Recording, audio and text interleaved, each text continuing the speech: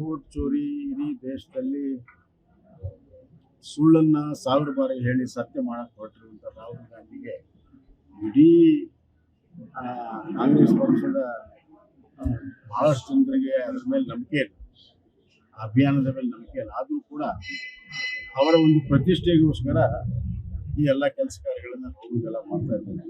ಅದರಿಂದ ಏನೂ ಆಗೋದಿಲ್ಲ. ಬಿಹಾರದ ಸಂದರ್ಭದಲ್ಲಿ ಇದೇ ವೋಟ್ ಚೋರಿನೇ ಮುಖ್ಯ ಅಂಶ ಇಟ್ಕೊಂಡು ಚುನಾವಣೆ ಮಾಡಿದಾಗ ಜನ ಅಲ್ಲಿ ದೊಡ್ಡ ಪ್ರಮಾಣದಲ್ಲಿ ನಮಗೆ ಜಯ ಕೊಟ್ಟಿದ್ದಾರೆ. ಕಾಂಗ್ರೆಸ್ಗೆ ಅತ್ಯಂತ ಕಡಿಮೆ ಸ್ಥಾನವನ್ನು ಕೊಟ್ಟಿದ್ದಾರೆ.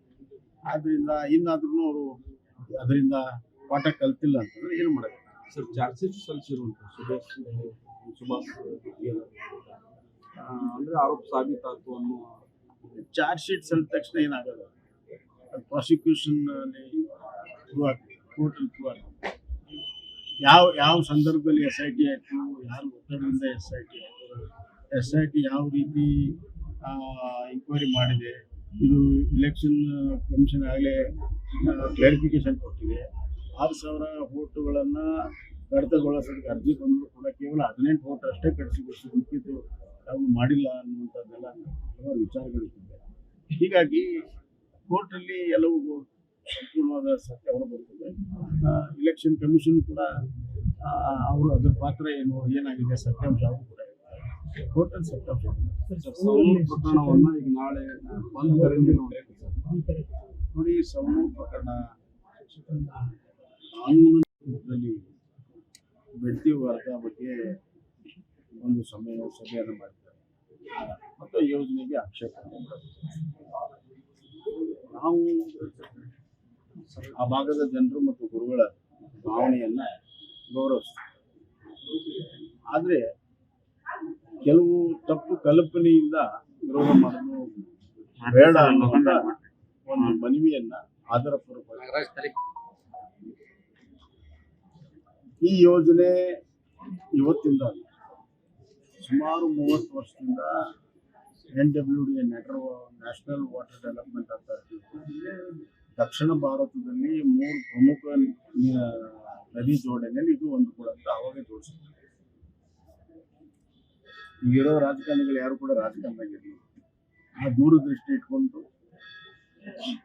ಈ ರಾಷ್ಟ್ರದ ನೀರಿನ ಸಂಪತ್ತನ್ನು ಸದ್ಬಳಕೆ ಆಗಬೇಕು ಅನ್ನುವಂಥ ದೃಷ್ಟಿಯಿಂದ ಮಾಡಿರುವಂಥ ಯೋಜನೆ ಇದು ಬರಲೇ. ಎರಡನೇದು, ಮೊದಲನೇ ಯೋಜನೆಗೆ ಈಗಿನ ಯೋಜನೆ ಪರಿಷ್ಕರಣೆ ಆಗಿದೆ, ಬದಲಾವಣೆನೂ ಆಗಿದೆ. ಯಾವುದೇ ರೀತಿಯ ದೊಡ್ಡ ಡ್ಯಾಮ್ ಕಟ್ಟುವಂಥ ಯೋಜನೆಯನ್ನು ಕೈಬಿಟ್ಟು ಈಗ ಲಿಫ್ಟ್ ಮುಖಾಂತರ ಅಂದರೆ ಸಣ್ಣ ಬ್ಯಾರೇಜ್ ಮಾಡಿ ಲಿಫ್ಟ್ ಮುಖಾಂತರ ಮಾಡೋದ್ರಿಂದ ಯಾವುದೇ ದೊಡ್ಡ ಪ್ರಮಾಣದ ದೇಶವು ಮಾಗಡಿ ಆಗೋದಿಲ್ಲ, ಪರಿಸರಕ್ಕೂ ಹಾನಿ ಆಗ್ತದೆ. ಈಗಿನ ಒಂದು ಅಂದಾಜಿನ ಪ್ರಕಾರ ಕೇವಲ 10% ಈಲ್ಡ್, ಬೆಡ್ತಿಯಲ್ಲಿ 10% ಈಲ್ಡನ್ನು ಮಾತ್ರ ನಾವು ತಗೋಬೇಕನ್ನುವಂಥ ಚಿಂತನೆ, ಅದು ಮಳೆಗಾಲದಲ್ಲಿ, ಬೇಸಿಗೆ ಕಾಲದಲ್ಲಿ. ಹೀಗಾಗಿ ನದಿ ಪಾತ್ರದ ನೀರು ಮತ್ತು ನೀರಿನ ಒಂದು ಏನು ಒಟ್ಟು ಹರಿವು ಇದೆ ಅದಕ್ಕೆ ಯಾವುದೇ ರೀತಿ ತೊಂದರೆ. ಹೀಗೆ ಹಲವಾರು ವಿಚಾರಗಳಿರ್ತವೆ. ಅದೇನೇ ಇರಲಿ, DPR ಆಗಬೇಕು. DPR ಆದಮೇಲೆ ಎನ್ವೈರ್ಮೆಂಟಲ್ ಇಂಪ್ಯಾಕ್ಟ್ ಸ್ಟಡಿ ಮಾಡ್ತಾರೆ, ಪರಿಸರದ ಸ್ಟಡಿ ಮಾಡ್ತಾರೆ. ಆವಾಗ ಫಾರೆಸ್ಟ್ದು ಕೂಡ ಸ್ಟಡಿ ಆಗುತ್ತೆ, ಆವಾಗ ಹಿಯರಿಂಗ್ ಆಗುತ್ತೆ, ಆವಾಗ ಸಾಧಕ ಬಾಧಕಗಳನ್ನು ಅವರೆಲ್ಲ ನೋಡ್ತಾರೆ. ಅದಕ್ಕೆ ಎಲ್ಲ ಪ್ರಕ್ರಿಯೆಗಳಿದೆ. ಈ ಪ್ರಕ್ರಿಯೆಗಳಾದಾಗಲೇ ಸತ್ಯ ಕರೆಕ್ಟಾಗಿ ಬರ್ತದೆ. ನಾನು ಕಳಕಳಿ ವಿನಂತಿಯನ್ನು ಪರಮ ಪೂಜ್ಯರಿಗೆ ಮತ್ತು ಅಲ್ಲಿಯ ಜನರಿಗೆ ಕೈ ಮುಗಿದು ಕೇಳ್ಕೊಳ್ಳುವಂಥದ್ದು ಇಷ್ಟೇ. ದಯವಿಟ್ಟು ಸಹಕಾರ ಮಾಡಿ. ಆ ಒಂದು ಯೋಜನೆಯ ಪೂರ್ಣವಾಗಿರುವಂಥ ವಿವರಗಳು ಬಂದಾಗ, ಆ ಸಂದರ್ಭ ಬಂದಾಗ ಅಧಿಕಾರಿಗಳು ಮತ್ತು ಪರಿಣಿತರು ಅದ್ರ ಬಗ್ಗೆ ತೀರ್ಮಾನವನ್ನು ಮಾಡ್ತಾರೆ. ನೀರಿನ ಸಂಪತ್ತು ಸದ್ಬಳಕೆ ಆಗಬೇಕು. ಮತ್ತು ಇನ್ನೊಂದು ಕಡೆ ಈ ಭಾಗದಲ್ಲಿ ನೀರೇ ಇಲ್ಲದಿರುವಂಥ ನಮ್ಮ ಪರಿಸ್ಥಿತಿ ಇದೆ. ಇಲ್ಲಿ ನಮ್ಗೆ ಕುಡಿಯೋಕ್ಕೆ ನೀರು ಕೂಡ ಬಹಳಷ್ಟು ಸಂದರ್ಭಗಳಲ್ಲಿ ನಮ್ಮ ಸಮಸ್ಯೆ ಆಗ್ತಾ ಇದೆ.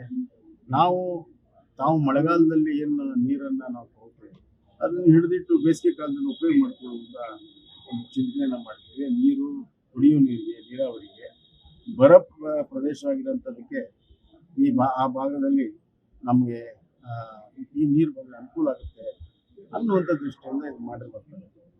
ಮತ್ತು ಒಬ್ರಿಗೊಬ್ರು ಸಹಕಾರ ಮಾಡ್ತಾರೆ. ಹೋಗಬೇಕು ಅನ್ನುವಂಥ ವಿನಂತಿಯನ್ನು ನಾನು ಮಾಡ್ತೇನೆ. ಈ ಯೋಜನೆ ಆಗೋದ್ರಿಂದ ಯಾರಿಗೂ ತೊಂದರೆ ಆಗೋದಿಲ್ಲ. ಈ ಬರ ಪೀಡಿತ ಹಾವೇರಿ ಮತ್ತು ಇತರ ಜಿಲ್ಲೆಗಳಿಗೆ ಅನುಕೂಲ ಆಗ್ತದೆ ಅಂತ ನಾನು ಇಷ್ಟಪಡ್ತೇನೆ.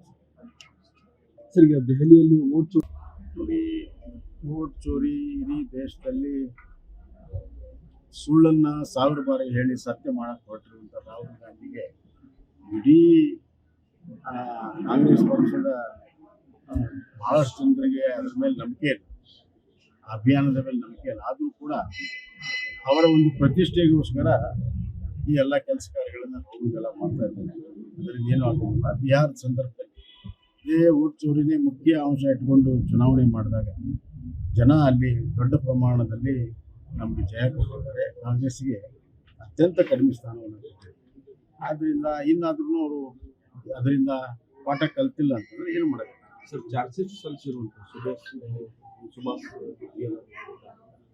ಅಂದರೆ ಆರೋಪ ಸಾಬೀತಾತು ಅನ್ನೋ ಚಾರ್ಜ್ ಶೀಟ್ ಸಲ್ಲಿದ ತಕ್ಷಣ ಏನಾಗೋದು, ಅದು ಪ್ರಾಸಿಕ್ಯೂಷನ್ ಥ್ರೂ ಆಗ್ತದೆ, ಕೋರ್ಟಲ್ಲಿ ಥ್ರೂ ಆಗ್ತದೆ. ಯಾವ ಸಂದರ್ಭದಲ್ಲಿ SIT ಆಯಿತು, ಯಾರು ಒತ್ತಡದಿಂದ SIT ಆಯಿತು, SIT ಯಾವ ರೀತಿ ಎಂಕ್ವೈರಿ ಮಾಡಿದೆ, ಇದು ಇಲೆಕ್ಷನ್ ಕಮಿಷನ್ ಆಗಲೇ ಕ್ಲಾರಿಫಿಕೇಶನ್ ಕೊಟ್ಟಿದೆ.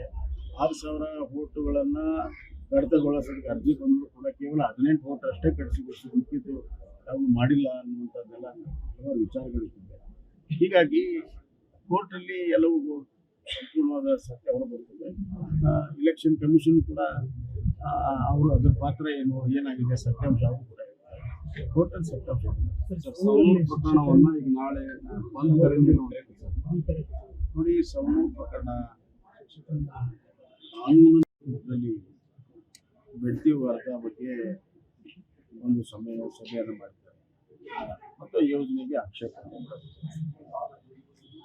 ನಾವು ಆ ಭಾಗದ ಜನರು ಮತ್ತು ಗುರುಗಳ ಭಾವನೆಯನ್ನು ಗೌರವಿಸ್ತೀವಿ.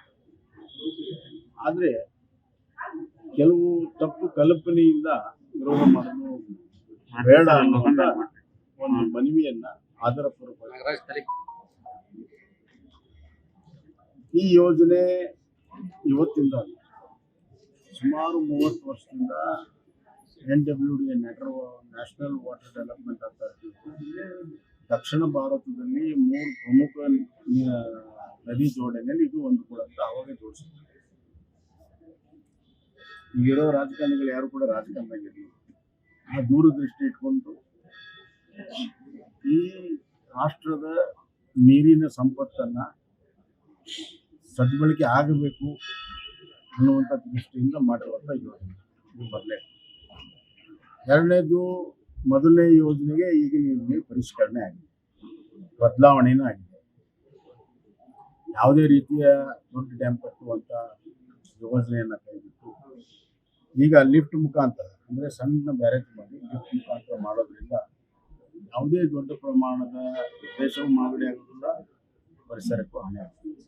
ಈಗಿನ ಒಂದು ಅಂದಾಜಿನ ಪ್ರಕಾರ ಕೇವಲ 10% ಈಲ್ಡ್, ಬೆಡ್ತಿಯಲ್ಲಿ 10% ಈಲ್ಡನ್ನು ಮಾತ್ರ ನಾವು ತಗೋಬೇಕನ್ನುವಂಥ ಚಿಂತನೆ, ಅದು ಮಳೆಗಾಲದಲ್ಲಿ, ಬೇಸಿಗೆ ಕಾಲದಲ್ಲಿ.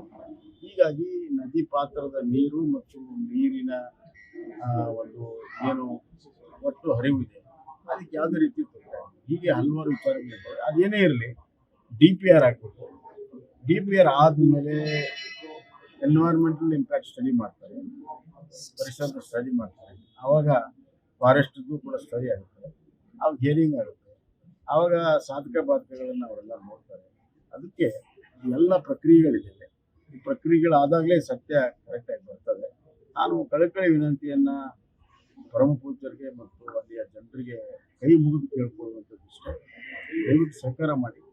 ಆ ಒಂದು ಯೋಜನೆಯ ಪೂರ್ಣವಾಗಿರುವಂಥ ವಿವರಗಳು ಬಂದಾಗ, ಆ ಸಂದರ್ಭ ಬಂದಾಗ ಅಧಿಕಾರಿಗಳು ಮತ್ತು ಪರಿಣಿತರು ಅದ್ರ ಬಗ್ಗೆ ತೀರ್ಮಾನವನ್ನು ಮಾಡ್ತಾರೆ.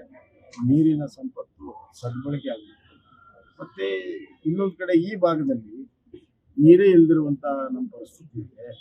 ಇಲ್ಲಿ ನಮ್ಗೆ ಕುಡಿಯೋಕ್ಕೆ ನೀರು ಕೂಡ ಬಹಳಷ್ಟು ಸಂದರ್ಭಗಳಲ್ಲಿ ನಮ್ಮ ಸಮಸ್ಯೆ ಆಗ್ತಾ ಇದೆ.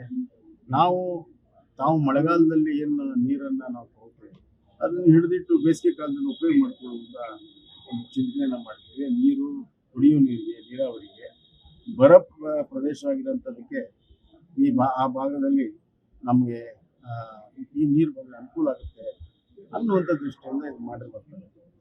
ಮತ್ತು ಒಬ್ರಿಗೊಬ್ರು ಸಹಕಾರ ಮಾಡ್ತಾರೆ, ಹೋಗಬೇಕು ಅನ್ನುವಂಥ ವಿನಂತಿಯನ್ನು ನಾನು ಮಾಡ್ತೇನೆ. ಈ ಯೋಜನೆ ಆಗೋದ್ರಿಂದ ಯಾರಿಗೂ ತೊಂದರೆ ಆಗೋದಿಲ್ಲ. ಈ ಬರ ಪೀಡಿತ ಹಾವೇರಿ ಮತ್ತು ಇತರ ಜಿಲ್ಲೆಗಳಿಗೆ ಅನುಕೂಲ ಆಗ್ತದೆ ಅಂತ ನಾನು ಇಷ್ಟಪಡ್ತೇನೆ. ಸರ್, ಈಗ ದೆಹಲಿಯಲ್ಲಿ